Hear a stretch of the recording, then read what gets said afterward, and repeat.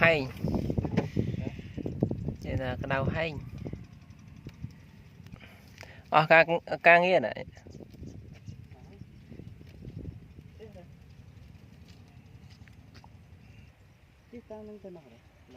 tỏ này thì sẽ phiêu phiêu prang cái đau hay